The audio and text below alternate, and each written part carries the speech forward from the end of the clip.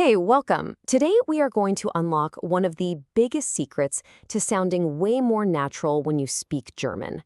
We're talking about the past tense, but not the one you read in books. We're talking about the one you'll actually hear people using on the streets of Berlin. So, let's dive right in. You know that feeling, right? You've been studying, you know the words, but when you try to talk about something you did yesterday, it just comes out sounding, well, kind of stiff. A little too formal, maybe? Trust me, there is a very good reason for that, and we are absolutely going to fix it today. So here's the key thing to understand. German has two main ways to talk about the past. On the left, you've got the Präteritum, or simple past. It's perfect for writing novels and formal reports. But on the right, you have the perfect, the present perfect tense. This is your ticket to sounding natural in a conversation. It's the difference between sounding like you're reading a script and sounding like you're just chatting with a friend. All right, so here's our game plan. First, we'll cover why the perfect is your key to talking like a native. Then we'll get hands-on and build what I call the verb frame. After that, we'll figure out how to form the past participle and then tackle the big one, the haben versus sein choice. And finally, we'll even peek at the next level beyond the perfect. Let's do this. Okay, let's start with the big picture here. This isn't just about memorizing another grammar rule. This is about making a real shift in how you speak German, getting you off the written page and into a real-world conversation. So what exactly is das Perfekt? You know, it's actually pretty simple. It's the go-to, standard way to say I did something. Whether you're saying I ate pizza, I watched a movie, or I went to the store, 99% of the time in a conversation, you're going to use the perfect. Getting this down is an absolute game changer for fluency. All right, let's get into the mechanics. How do we actually build these sentences? It's honestly easier than you might think, all thanks to a really reliable structure that I like to call the verb frame. The formula itself is just beautiful in its simplicity.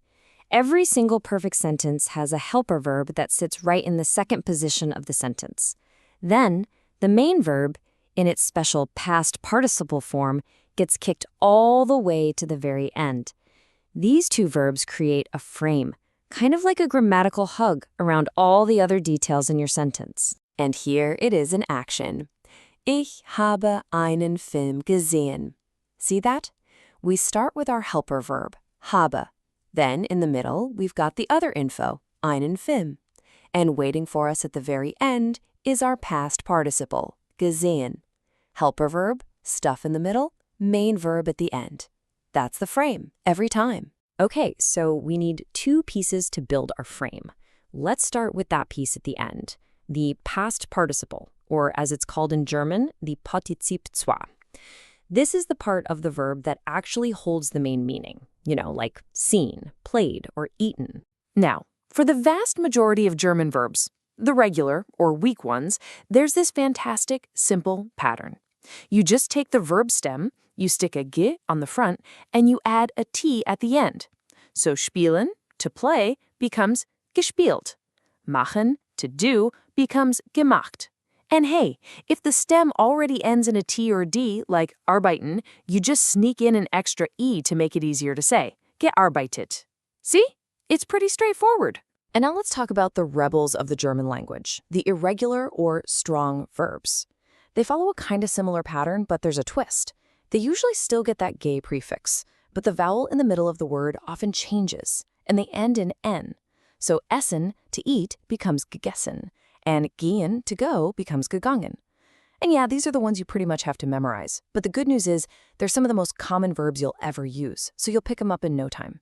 Oh, and just a real quick heads up on two major exceptions to that ge prefix rule. If a verb already starts with a prefix that can't be separated, like be, für, or ent, you don't add another ge. So besuchen, to visit, simply becomes besucht. The same thing goes for all those verbs that end in irion, like studieren. That just becomes studiort. No ge necessary for those. So we've totally nailed the end of our sentence frame, the past participle. Now we need to figure out the other half of the frame, that helper verb that sits in position 2. And this is where you have to make a really important choice. And here it is, the million-dollar question for pretty much every German learner out there. Do you use a form of haben, which means to have, or a form of sein, which means to be? This is probably the #1 sticking point, but don't worry, the rule behind it is actually pretty logical once you see it. So here's the breakdown. The main rule of thumb is over on the right. Most verbs just use haben. It's your default setting, your go-to choice. You only need to use sein, on the left, in 2 very specific situations. First, for verbs that show movement from point A to point B, like going somewhere, flying, or traveling. And second, for verbs that describe a change of state or condition, like waking up, falling asleep, or even dying. Let's look at haben in action. Ich habe Pizza gegessen. I ate pizza. Eating pizza doesn't involve moving from one city to another, and it doesn't fundamentally change your state of being. Same thing with playing cricket or watching a film. These are all just standard actions, so they all get haben. Now, compare that to these sentences with sein. Ich bin nach Berlin gegangen. I went to Berlin. That's classic A to B movement, right? Sie ist schnell gelaufen. She ran quickly. Also movement. And wann bist du aufgewacht? When did you wake up? That's a change of state, from being asleep to being awake. See the logic? If it's about movement or transformation, you're gonna need sein. Okay, so you've got a great handle on the perfect now. You can build the frame, you know how to make your participles, and you can choose between haben and sein. So let's take a quick look at a really simple but powerful upgrade to this skill you've just learned. I'd like you to meet the plusquamperfekt. I know, it's a fancy name, but all it really means is past perfect. You use this when you're telling a story and you need to talk about something that happened before the main event you're describing. It's basically the German way of saying I had done something. And here is the absolute best part. If you know how to form the perfect, you already know how to form the plusquamperfekt. It's just a simple swap. You just take your helper verb, haben or sein, and put it into its simple past form. So, ich bin gegangen becomes ich war gegangen. I went becomes I had gone. Ich habe gegessen becomes ich hatte gegessen. And notice, the past participle at the end of the sentence, it doesn't change at all. So to wrap all this up, let's just do a lightning round of the common little traps to watch out for. Number 1, using the wrong helper verb. Always double-check those sein rules. Number 2, getting the past participle form wrong. Number 3, and this is a big one, forgetting to kick that participle all the way to the end of the sentence. And finally, mixing up the helpers for the perfect, habe bin, with the helpers for the plusquamperfekt, hatte war.